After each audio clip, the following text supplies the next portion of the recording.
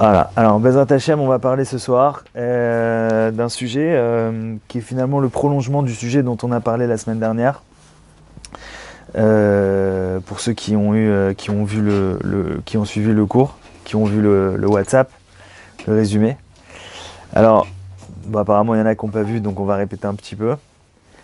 Alors, on a vu la semaine dernière. En fait, le cours de la semaine dernière, il est fondé sur une phrase toute simple de Rabbeinu. Rabbeinu, il dit que un homme qui n'a pas de Emouna, sa vie n'est pas une vie. Il dit comme ça, une petite phrase toute simple. Et c'était le cours de la semaine dernière, il était fondé sur cette phrase-là. Ça veut dire quoi? On a expliqué donc que Hachem, il a créé l'homme et il lui a mis deux sentiments qui sont opposés à l'intérieur de lui. Il y a un sentiment, c'est la joie et le bonheur. Et un sentiment, c'est la tristesse et le malheur. Okay, et on a vu que ces deux sentiments-là, ils sont attachés à un facteur. C'est quoi ce facteur-là? C'est la Emouna. Ça veut dire que, en d'autres termes, un homme qui a la Emouna, il est heureux. Un homme qui n'a pas d'Emouna, il est malheureux. Par exemple, un homme qui n'a pas la Emouna, que ce qu'il a, c'est bien pour lui, et ça lui revient, et c'est ce qui lui est nécessaire. C'est ce qui lui est nécessaire pour faire sa vie. Alors il est jaloux, il est envieux, il regarde ce que l'autre il a, il critique, il a la haine sur l'autre, il fait du lachon hara, il met l'œil, hein, s'il y a des Tunisiens, il met l'œil sur l'autre, il a les yeux comme ça. Et en plus de ça c'est par rapport aux autres, mais en plus de ça, par rapport à lui-même, il n'est pas content, il se déprime, il râle sur la vie. Voilà, si vous entendez quelqu'un qui est en train de râler, vous pouvez être sûr que il est loin et de la Emouna et du Shulchan Aruch. Parce que s'il râle, il devrait aller dans le Siman Resh Lamed, donc râle du Shulchan Aruch, où il y a écrit là-bas quoi? Qu'un homme, il doit, pas genre peut-être oui, peut-être non, pas genre l'épreuve elle est trop dure, alors on va prendre ce siman du Shulchan Aruch et hop, on le passe sous le tapis. Le Shulchan Aruch, donc halacha les maaseh, Shulchan Aruch, tranché, qu'un homme il doit chayav, il doit s'habituer à dire que tout ce qu'Hachem y fait, c'est pour le bien. Et souvent on voit que dès que l'épreuve elle devient un peu forte, bon, ou alors il y a certains milieux, je ne sais pas pourquoi, il y a certains milieux, cette halakha elle est pas reçue comme il faut, je comprends pas. Moi toujours j'ai appris que comment on sait si une shita elle est kshera ou pas, si une façon d'appliquer la Torah, elle est bonne ou pas. Tant que on touche pas au Shulchan Aruch, ça va. Tant que tu touches pas au Shulchan Aruch, ça va. D'ailleurs, Rabbi Nachman lui-même de Breslev, il a dit prends mon Likutei Moharan, fais ce que tu veux, à l'endroit, à l'envers, interprète-le comme tu veux, mais ne touche pas une lettre du Shulchan Aruch. Touche pas une lettre du Shulchan Aruch. Alors, dans le Shulchan Aruch, je répète, il y a une halakha, Siman Resh Lamed, que chaque homme, il est chayav. Chayav. Chacun, quand il voit qu'il y a des mots de plainte qui sortent de sa bouche, il doit se dire, ah, Shulchan Aruch. Shulchan Aruch. Chaque homme, il est chayav de dire que tout ce qu'Hachem y fait, c'est pour le bien. Et il y a écrit là-bas tout. Il y a écrit tout ce qu'Hachem y fait, c'est pour le bien. Pourquoi le Shulchan Aruch, il a écrit ça? Que chaque homme, il est chayav. Le Shulchan Aruch, il veut notre bien. Le Shulchan Aruch, mamash, il veut notre bien à chacun. Et comme il veut notre bien, alors il nous a lancé dans le chemin de la Emouna. C'est quoi la Emouna? La Emouna que donc tout ce qu'Hachem y fait, c'est pour le bien. Et Hachem, il a mis tout le ressenti de l'homme, tout le chemin de l'homme, tout le plaisir et le bonheur qu'un homme il peut ressentir, Hachem, il a accroché à la Emouna. Je vous donne un exemple. Il y a un homme qui est dans un hôpital à Petar Tikva, dans un hôpital qui s'appelle Bet Rivka. Un vrai monsieur qui s'appelle... tu te souviens du nom? Je vais vous donner le nom exactement. Qui a publié son témoignage. Il a publié son témoignage à lui de sa vie. Et je vais vous donner son nom. C'est quelqu'un qui a tenu à ce qu'on donne son nom et quelqu'un qu'on peut retrouver. Voilà, il s'appelle Alon Paz. Alon Paz, donc pour ceux qui veulent aller le chercher. Et il vit dans une chambre d'hôpital à donc l'hôpital il s'appelle Bet Rivka et c'est à Petar Tikva. Je voulais vous vérifier cette information. Voilà, il s'appelle Bet Rivka à Petar Tikva. Voilà, exactement. Il est hospitalisé là-bas dans une chambre, seul. Il est seul dans sa chambre. Et en fait, cet homme-là, donc il a 38 ans, Alon Paz, je répète, il a grandi dans une ville qui s'appelle Hod Hasharon, je ne sais pas où c'est. En face de Ra'anana. Hod Hasharon. D'accord, parce que Petar Tikva, ok. Et en fait, il raconte, et donc il témoigne, c'est un témoignage voilà, vrai. Il raconte qu'il est né avec un handicap aux jambes. Mais malgré tout, il arrivait à se traîner comme ça sur quelques mètres. On lui avait fait une voiture adaptée, spéciale pour lui. Et il arrivait donc à conduire. Et il pouvait écrire, il pouvait manger. Il avait l'usage du haut de son corps.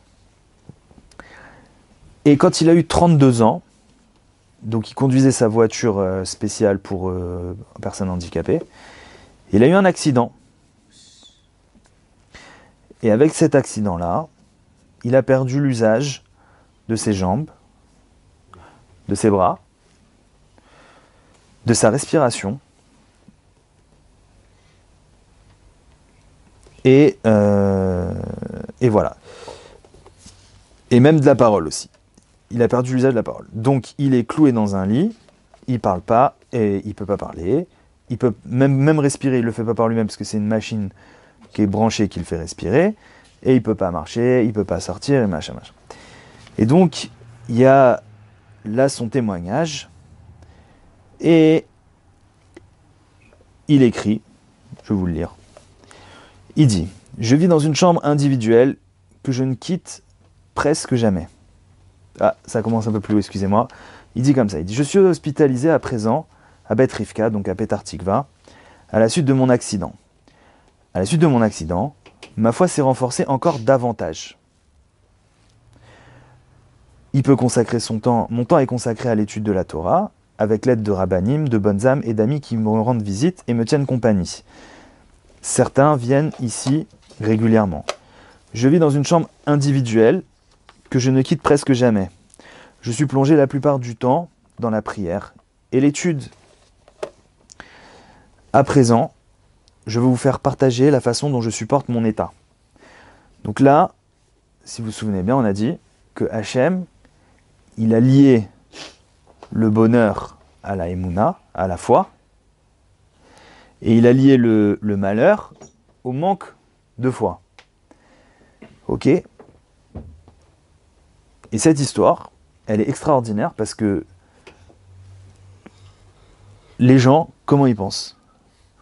Ouais, si j'ai une belle voiture, si j'ai de l'argent, un beau métier, une jolie femme, une femme qui me respecte, qui me contredit pas, et si j'ai, bon, je sais pas, tout ce qu'il veut, je serai heureux. Ça veut dire que je serai rempli de bonheur. Et si quelqu'un il a des embêtements, des problèmes, il n'y a pas assez d'argent sur la carte bleue, ou alors quoi que ce soit, petite douleur, petit embêtement, quelqu'un qui, je sais pas, quelqu'un qui le dérange, quoi que ce soit, alors il se dit je suis malheureux, je suis malheureux. Eh ben, en fait, on va voir que ça fonctionne pas du tout comme ça. Et je vais vous lire la suite, vous allez comprendre. Donc, cet homme-là, qui est cloué dans un lit d'hôpital, qui a absolument tout pour être le plus malheureux de tous. Et je pense que de tous ceux qui sont ici, et même de tous ceux qui regardent la vidéo sur Internet, qui vont la regarder, qui regarderont le WhatsApp ou je sais pas, je pense pas qu'il y ait un qui soit plus à plaindre que lui, entre guillemets. Et qu'est-ce qu'il raconte? Il dit « À présent, je veux vous faire partager la façon dont je supporte mon état.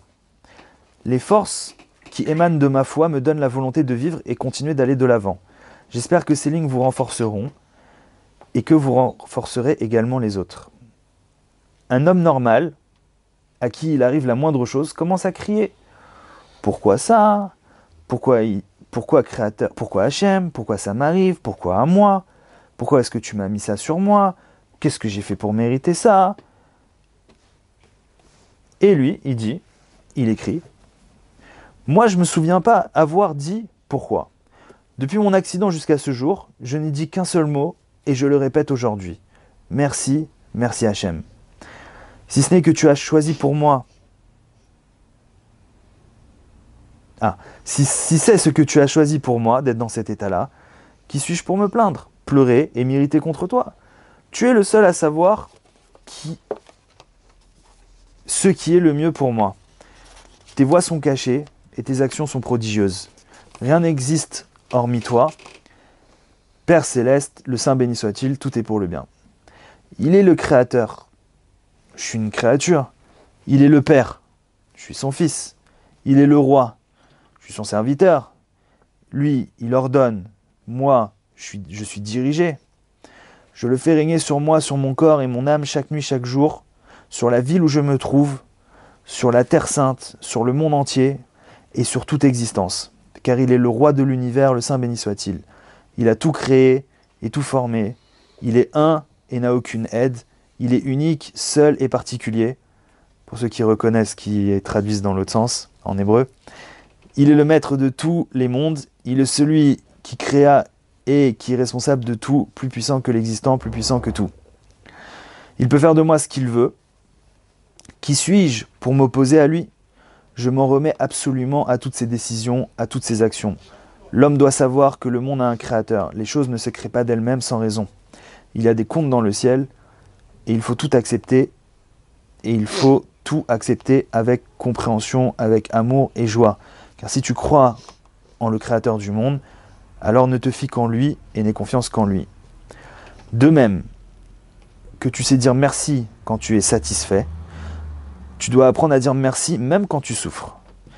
Il est préférable de subir, d'avoir mal, d'être affligé pour se nettoyer, se purifier, se corriger et expier ses fautes dans ce monde et non dans le monde à venir, afin de parvenir directement à une bonne place en haut.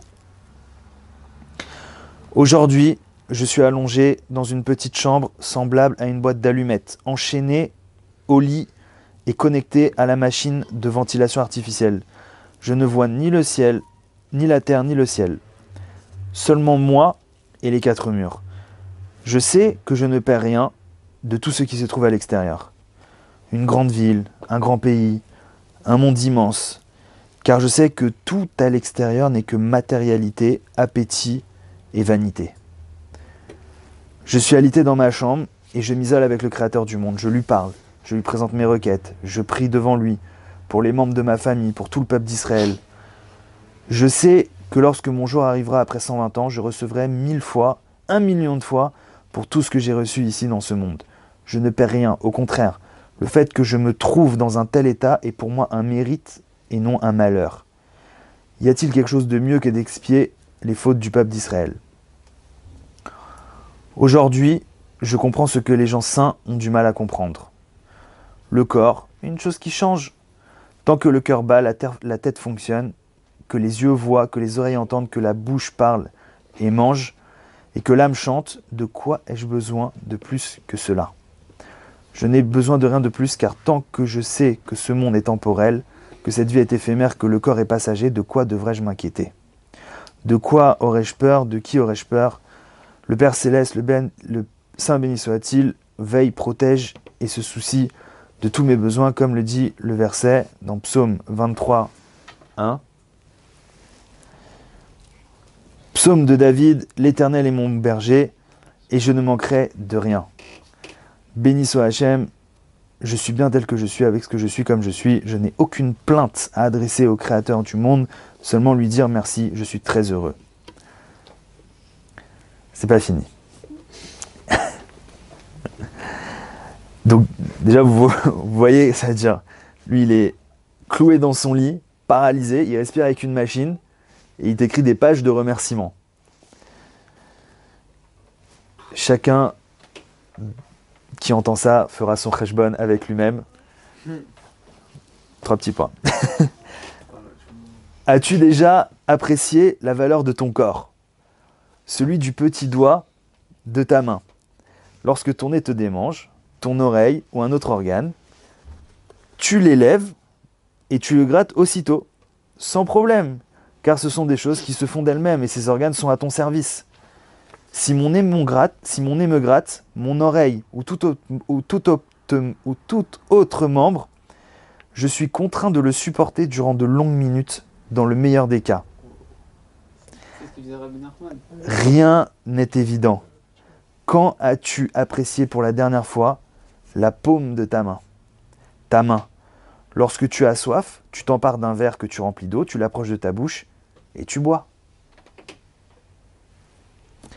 As-tu déjà pensé à remercier pour les muscles, les tendons, les os de tes doigts qui te permettent de mouvoir ta main? Je suis incapable de bouger un seul doigt.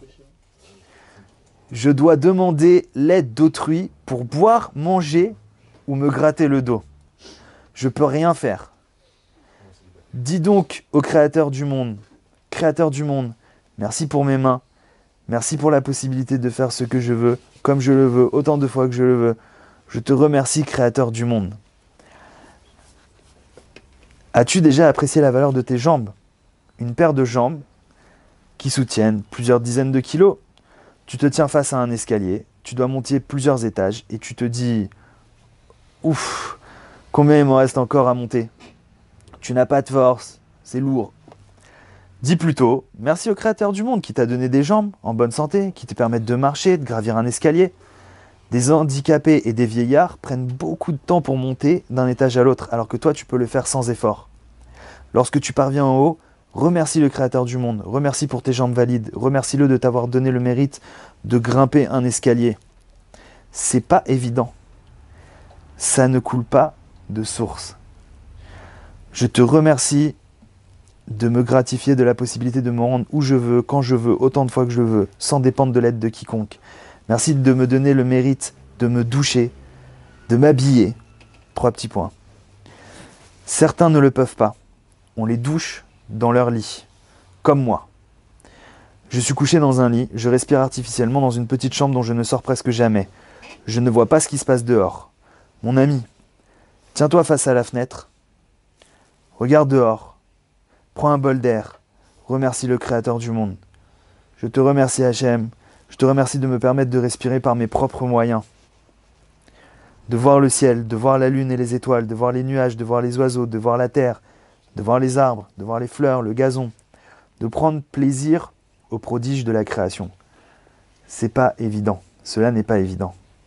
Apprécie ce que le Créateur du monde te donne. Tu dois ressentir à quel point tu es heureux, combien la vie est belle et à quel point le Créateur du monde t'aime, te donne le mérite de profiter d'un corps valide et d'un esprit sain.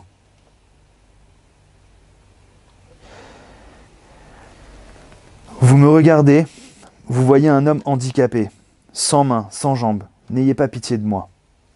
N'ayez pas pitié de moi. Je suis heureux. Je suis parfait. De plus, si le Saint béni soit-il m'envoyait quelqu'un de riche, puissant et vigoureux, avec des mains fortes et des jambes solides, et qu'on me dirait « Alon, cet homme est prêt à te donner sa place, à prendre ta place, à vivre paralysé à Beth Rivka, dans l'hôpital, avec ton corps, et tu recevras son corps et sa fortune. tu pourras être comme les autres, riche, resplendissant de santé, tu pourras voyager, te rendre en tout lieu, profiter de la vie. Quelle est ta décision? Eh bien, je répondrai au Saint béni soit-il, non. Je refuse. Et voici pourquoi. Maître du monde, tu sais ce qui est le mieux pour moi. Si le mieux pour moi est d'être paralysé et cloué au lit, je préfère continuer à vivre ainsi et je te remercie pour tout. Voilà. Voilà le témoignage. Voilà le témoignage d'un homme qui est heureux et qui prouve que le bonheur ne dépend pas du compte en banque, ne dépend pas de son aspect physique, ne dépend pas de quoi que ce soit, mais que le bonheur il dépend que d'une seule chose, la foi. Il n'y a que ça, la foi. Il a atteint le niveau de foi que dans ce monde-là, il y a Hachem. Dans ce monde-là, il y a un créateur. Que Hachem, il sait ce qu'il fait.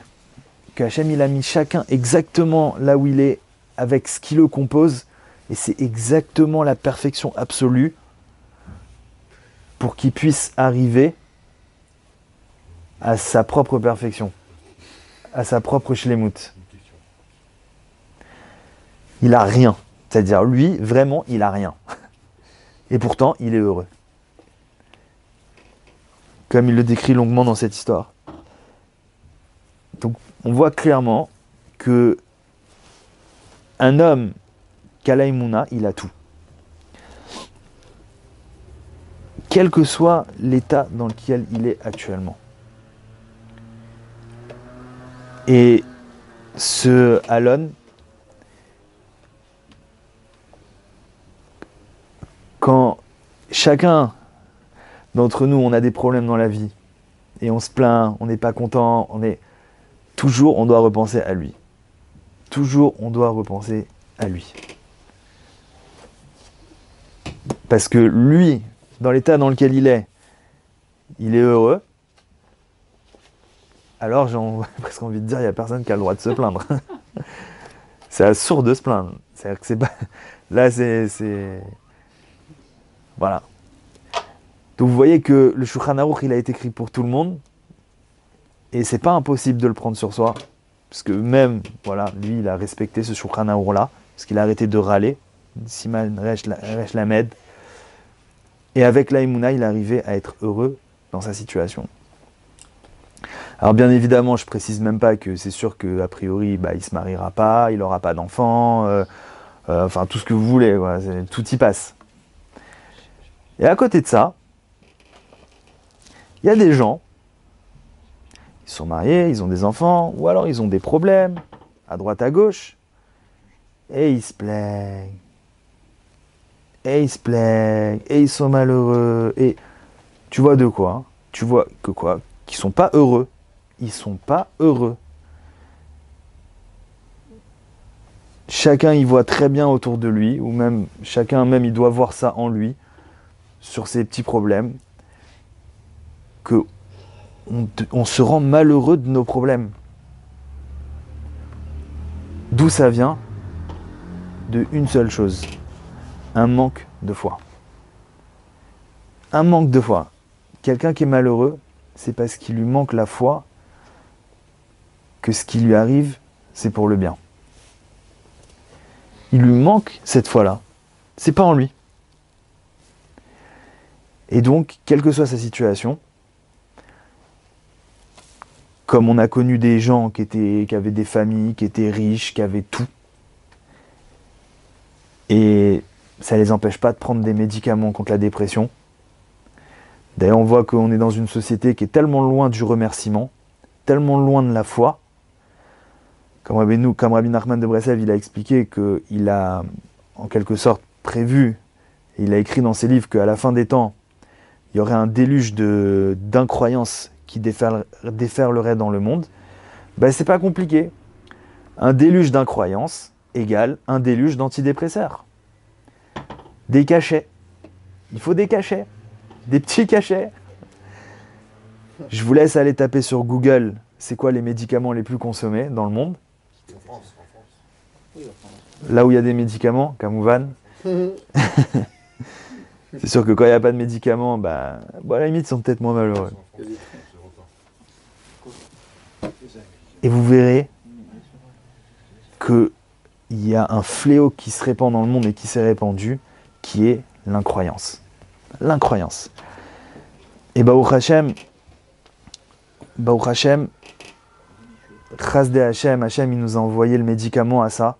Je parle pas d'une pilule, hein, ni d'un cachet. Le médicament, c'est le remerciement. Le remerciement. Que chacun y prenne son problème et il le remercie dessus.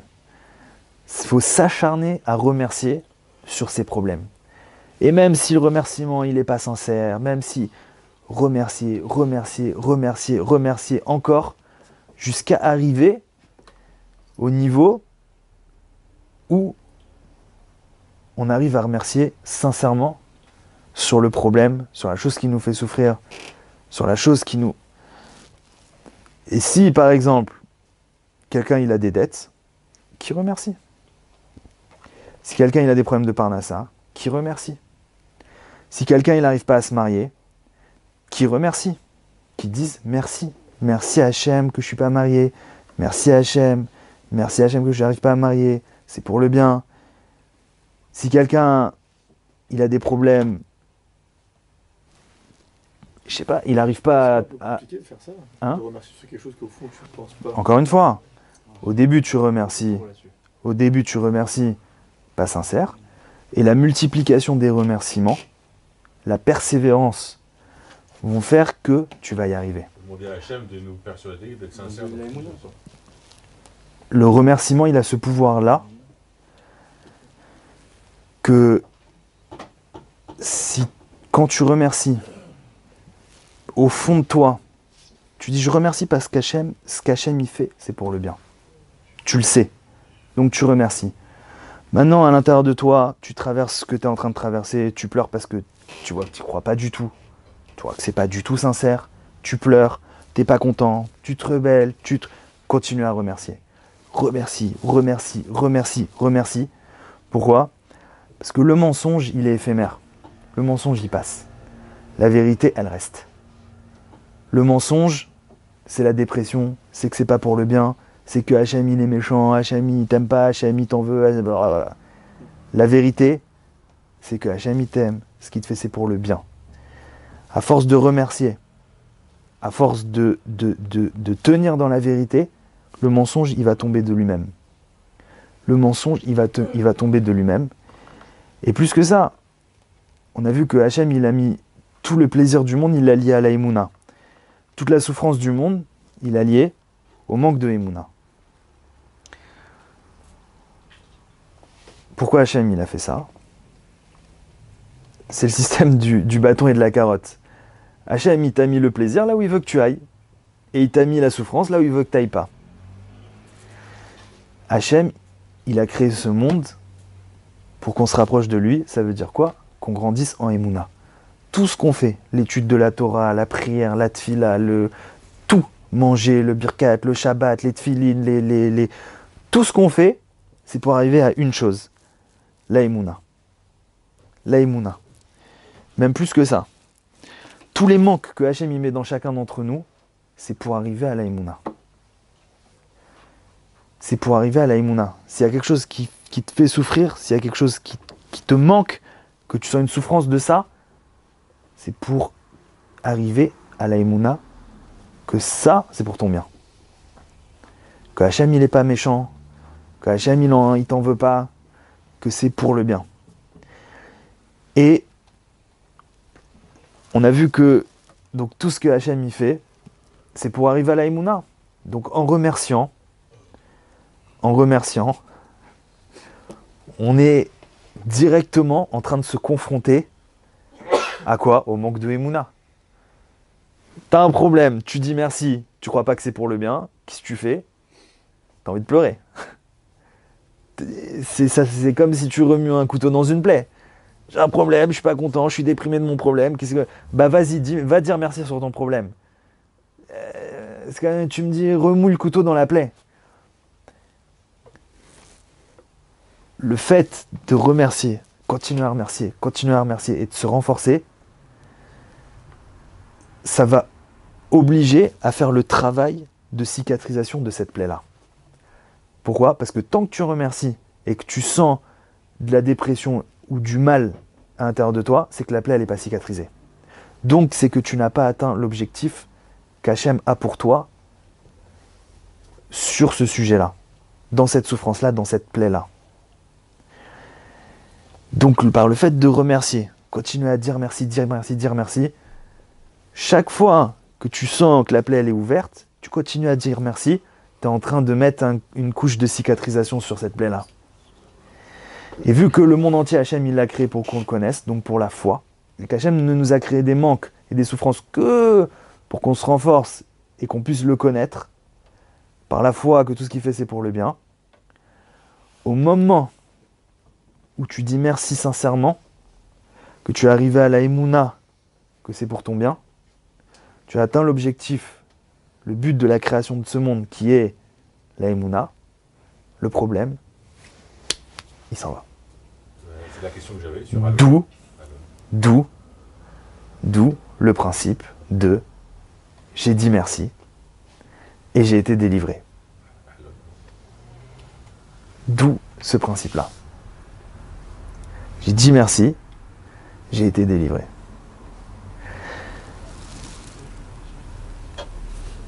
Donc, chacun il doit prendre son problème, il doit prendre le problème qu'il a, et il doit fixer un temps. Le temps minimum à prendre, c'est une demi-heure par jour. Prendre une demi-heure par jour pour dire merci sur son problème. Une demi-heure chronométrée. Ceux qui ne peuvent pas une demi-heure, qu'ils fassent au moins 20 minutes pour dire merci. Pourquoi? Pour travailler. Travailler pour être délivré de ce problème-là. Parce que c'est la clé de toutes les souffrances. C'est le remerciement. De toutes les souffrances. C'est garanti. Celui qui prend sur lui de remercier une demi-heure par jour sur son problème, il sort de sa souffrance. C'est garanti. C'est garanti. Le Rav, il le promet. Et il dit même à ses élèves de le promettre. Donc, que celui qui veut sortir de sa souffrance, il prenne sur lui, aujourd'hui, il remercie une demi-heure sur son problème. Il remercie une demi-heure son problème. Merci Hachem, j'ai des problèmes de Parnassa. Merci que j'ai des problèmes de Parnassa. Merci que j'ai pas la Emouna, que c'est pour mon bien. Merci Hachem. Merci que j'ai des problèmes de Parnassa. Merci que j'ai pas la Emouna, que c'est pour mon bien, ces problèmes de Parnassa. Remercier. Ça prendra le temps que ça prendra. Mais au final, c'est garanti, il sortira de sa souffrance. Alors, Bezrat Hachem, non, c'est satisfait ou satisfait. C'est pas satisfait ou remboursé d'Afka, c'est satisfait ou satisfait. Alors, Bezrat Hachem, que chacun aujourd'hui prenne sur lui une demi-heure, chacun ici il prend sur lui une demi-heure sur ses problèmes ou pas? Binéder, chacun sur lui, il prend son problème, une demi-heure, tu prends sur toi? Tu prends sur toi? Il a pas de problème. Dis merci que t'as pas de problème. Bezrat Hachem. Si t'as plusieurs problèmes, tu dois dire.